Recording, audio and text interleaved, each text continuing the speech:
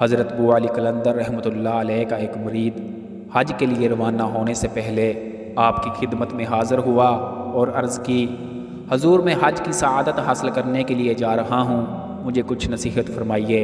تو آپ نے فرمایا، بیٹا جب حج مبارک کی سعادت حاصل کرنے کے بعد مدینہ شریف جاؤ تو وہاں کی ہر چیز کا ادب کرنا، حتیٰ کہ اس شہر محبوب صلی اللہ علیہ وآلہ وسلم کے شہر میں چلنے پھرنے والے کتوں کا بھی ادب کرنا۔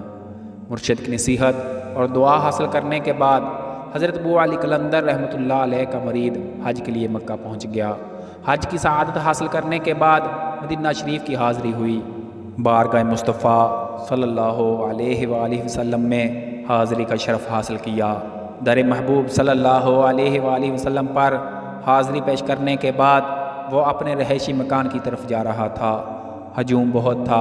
اچانک مدینہ پاک کی ایک گلی میں بیٹھے ہوئے کتے پر اس کا قدم آ گیا اور اس کی ٹانگ پر ضرب آ گئی۔ حضرت ابو علی قلندر رحمۃ اللہ علیہ کا مرید بڑا پریشان ہوا کہ مرشد نے حکم دیا تھا کہ مدینہ پاک کے کتے کا بھی ادب کرنا۔ مجھ سے نہ صرف بے ادبی ہوئی بلکہ مجھ سے اس کو اذیت اور تکلیف پہنچ گئی۔ ہجوم کی وجہ سے ایسا ہو گیا۔ چنانچہ زیارت حرمین شریفین کی سعادت حاصل کرنے کے بعد وہ واپس وطن پہنچا اور اپنے مرشد کی خدمت میں حاضر ہوا تو کیا دیکھا کہ اس کے مرشد حضرت ابو علی قلندر رحمۃ اللہ علیہ نے اپنے ہاتھ پر پٹی باندھی ہوئی ہے۔ مرید نے اسلام دعا کرنے کے بعد پوچھا، سرکار آپ نے ہاتھ پہ پٹی کیوں باندھ رکھی ہے؟ تو آپ کی آہ نکلی اور فرمایا، مدینہ پاک میں جس کتے کے پاؤں پر تیرا قدم آیا تھا وہ میں ہی تھا۔ بڑے بڑے اولیاء اس بارگاہ میں خود کو اس حیثیت سے پیش کرتے ہیں۔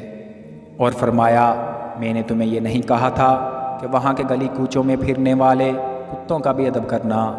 اس شہر مقدس میں ذرا دیکھ کے چلنا، اس شہر مقدس میں ذرا دیکھ کے چلنا، اے قافلے والو، یہ مدینے کی گلی ہے۔